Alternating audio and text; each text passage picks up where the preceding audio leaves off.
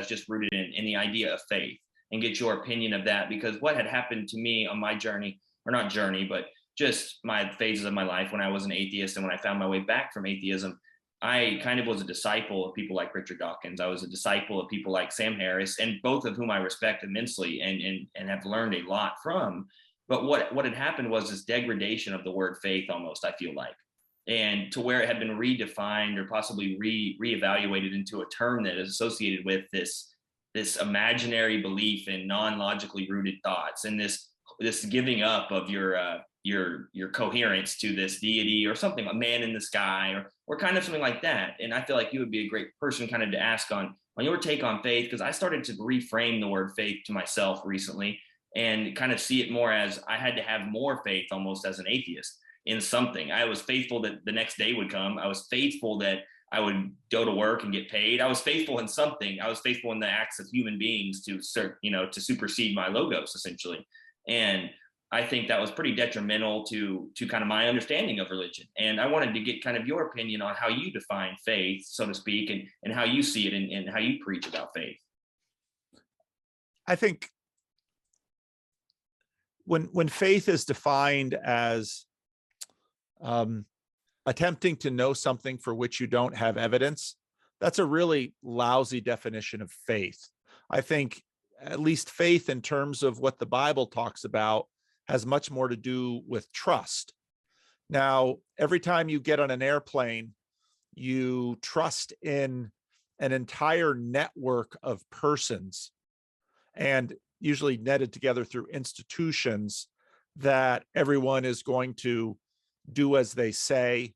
And you have a competent pilot, you have competent mechanics, you have competent engineers that constructed the airplane, you have competent business people that are running everything. There's an entire network of trust of individuals and institutions that you place your trust in to get on that airplane.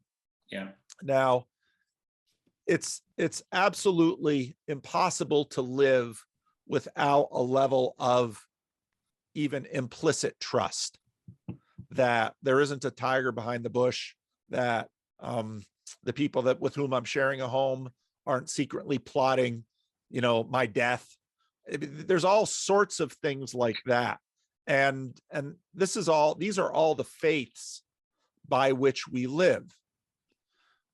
And so part of what happens in Christian faith is that a big part of where I think the conversation went wrong in the late 20th century, sort of kicked off by the new atheists, was, on one hand, God became a little bit too, let's see, it's hard to say too, because that's a certain aspect of God that had already been assumed and understood within Christianity was lost. And that is sort of the presence of God throughout the system. And so, whereas obviously, I don't think it's unreasonable for someone to look at evil in the world, suffering in the world, and say, oh, I've got some doubts, I've got some wonderings. Could this world in fact be run by a benevolent God? I don't hold that thought against anyone, given the amount of suffering in the world. If you sit down with that question long enough, you then have to deal with the question, what is the source of good in the world? Because on one hand, there is a lot of suffering in the world, but there is also a lot of good in the world. And once you realize both of those things, you're now sort of thrown back on the kinds of conversations that human beings have been having throughout their history. Is this world the product of two opposing deities who are sort of duking it out together? So is it sort of good versus evil? Or is this world the product of, let's say, a Gnostic answer, which would be a substandard God who wasn't smart enough to sort of put the world together, and we should all aspire to an immaterial God who will, once we are loosened from the confines of our decaying flesh, then now then being immaterial, we can then like live as forms in some sort of Platonic heaven. I mean, people have been talking about these ideas for a very, very long time, trying to sort of puzzle out the way the world is. Yeah. So over a long period of time, and especially then through the teachings and the assertions and the resurrection of Jesus, and then his followers, different answers about how the world is constructed came to be. And those things have been debated and pushed around and nuanced for 2,000 years now.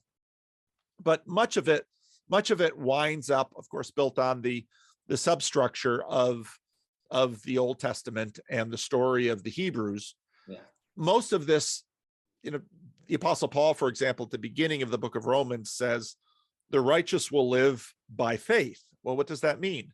Well, in many ways, to continue to move forward with our stories, believing that, let's say, being itself is not evil, and it's not merely neutral, which would sort of set up the two gods, but being itself is good. Oh, wow. Then despite the evil, despite the doubts, despite the sufferings, you move forward in faith. And that's not functionally different from, let's say you're a foreign missionary, and instead of flying what you believe are all of these trustworthy first-tier airlines, you're going to get on some little rickety airplane, and you're going to look the pilot in the eye and say, are we going to make it? The pilot's going to say, I think so, but we need to try.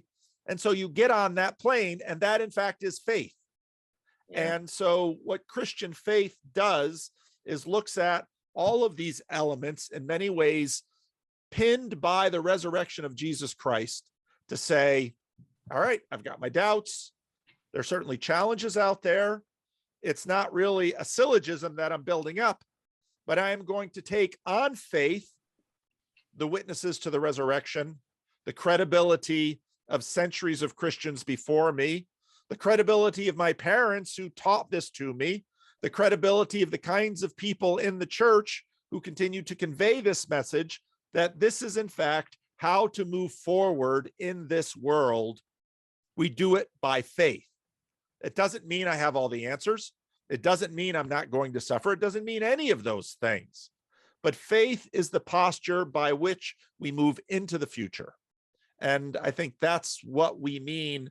It's not that we have no evidence. No, I've got plenty of evidence. It's not that I have certainty. The book of Hebrews contrasts faith with sight. I don't always have certainty. Sometimes I feel certainty as a feeling, but in fact, many times in the world, I decide, okay, I'm going to trust Jesus, and on behalf and because of that, I'm going to do the kinds of things Jesus did, such as loving my neighbor all the way up to and including my enemy.